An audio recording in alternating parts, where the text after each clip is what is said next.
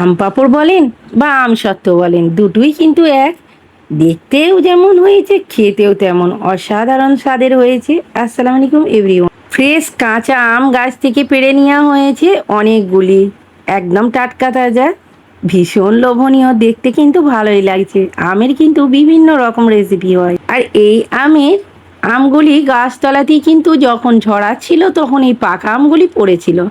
আমি ভাবলাম এই আমগুলো নষ্ট না করে তাই আমসত্ত্ব বানাবো বলে আমি কিন্তু এই আমগুলি নিয়ে নিয়েছি, আর একটা করে খোসা ছাড়িয়ে নিচ্ছি। আমগুলি কিন্তু খারাপ হয় না, ভিতর থেকে ফ্রেশ আছে, খুব ভালো আছে, দেখে বুঝতে পারছো ছাড়াচ্ছি। আর বুঝতেই তো পারছো এখন আমের সিজন, মানে বিভিন্ন রকম আম দিয়ে অনেক কিছুই তৈরি করা যায়। তোমাদের সঙ্গে আরও কিছু শেয়ার করব।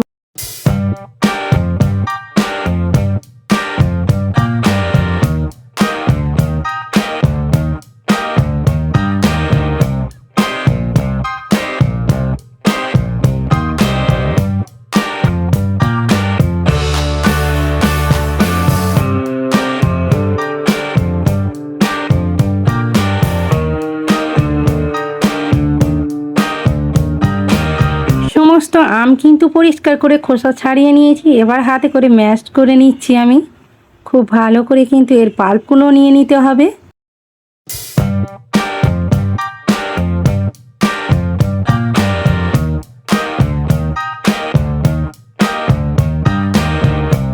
এই পর্যায়ে কিন্তু একটা স্ট্যানার নিয়ে আমি কিন্তু খুব ভালো করে ছেঁকে নেব, নাহলে কিন্তু খুব স্মুথলি হবে না, যার জন্য এইভাবে আমি স্ট্যানারে নিয়ে ছেঁকে নিচ্ছি খুব ভালো করে।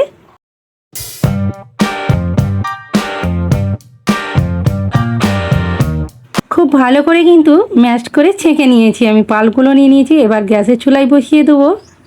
এটা কিন্তু ফুটে এলে পরিমাণ মতো চিনি আর স্বাদ অনুসারে একটু ব্ল্যাক সল্ট দিয়ে খুব ভালো করে পাকিয়ে নেব।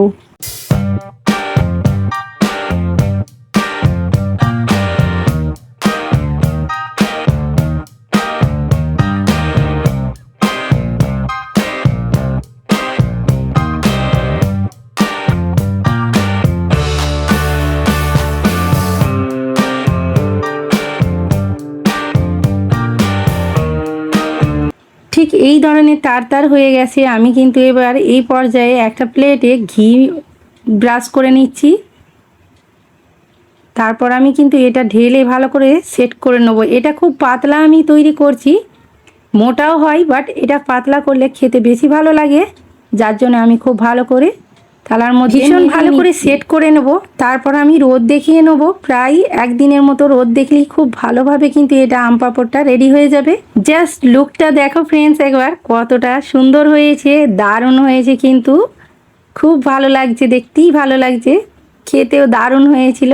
আর এই দুটো জায়গায় আমার মেয়ে খামচে তুলে নিয়েছে, কিন্তু আমি এরপর নাইফের সাহায্যে সুন্দর একটা শেপ দিয়ে নিচ্ছি। তোমরা তোমাদের ইচ্ছে মতো শেপ দিতে পারো। দেখতেই ভীষণ ভালো লাগছে, ভীষণ লোভনীয় হয়েছে। দেখো এতটা সুন্দর হবে আমি কিন্তু ভাবতে পেরেছিলাম না। আমার কিন্তু এটা ফার্স্ট টাইম তৈরি করলাম, দারুণ হয়েছে।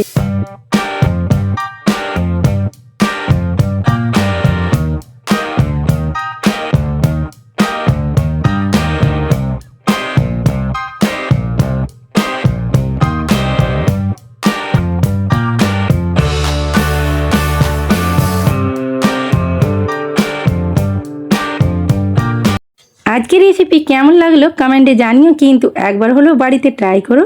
আল্লাহ হাফিজ, টাটা।